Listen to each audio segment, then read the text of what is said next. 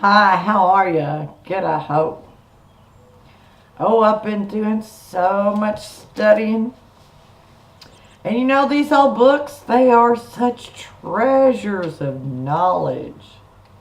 Now you can see who the Homeland Security is and what they're all about.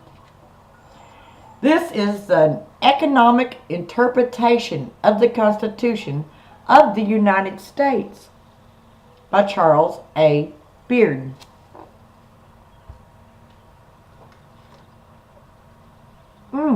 Yes.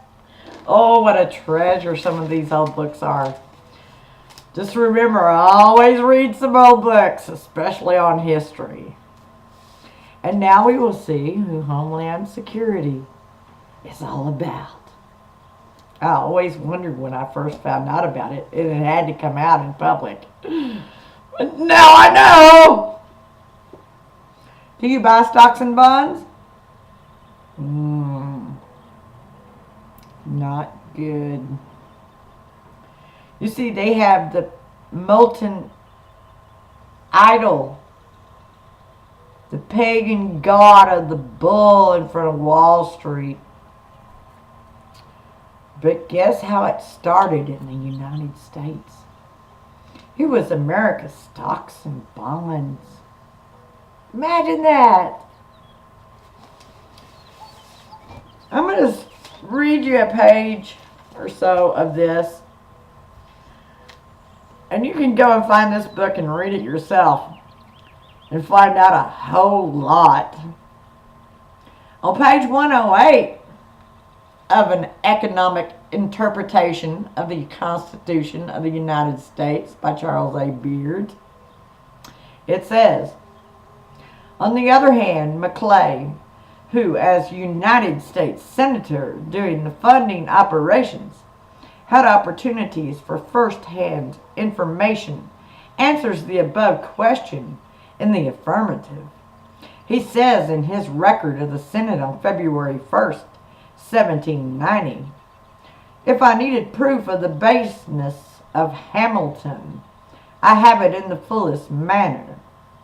His price was communicated in manuscript as far as Philadelphia. I know some people who live there, and I don't claim no kinship.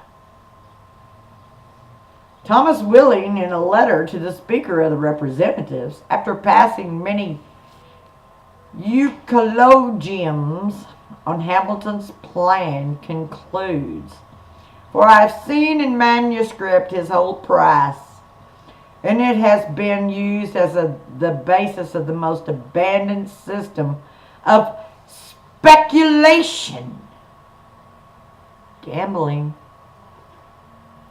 ever broached in our country.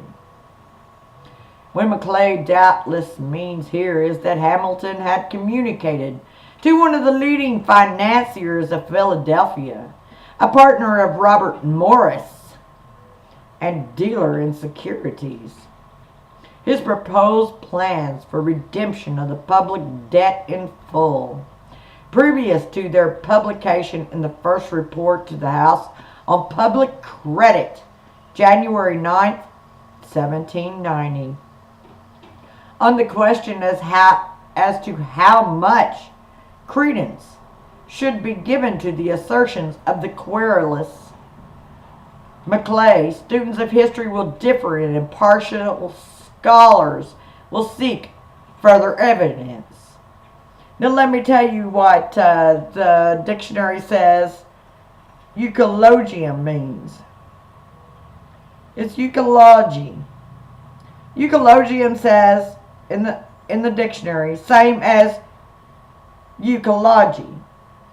Eulogy means praise, fine language, blessing, to speak well of, bless, C-E-U and logy, L-O-G-Y.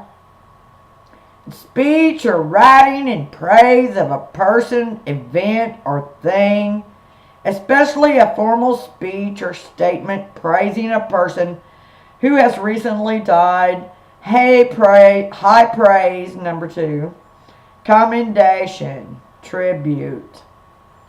And they were doing this on stocks and bonds. They called them securities back then. Our own country started worshiping idols and pagan gods. And they had the balls to call us a Christian nation.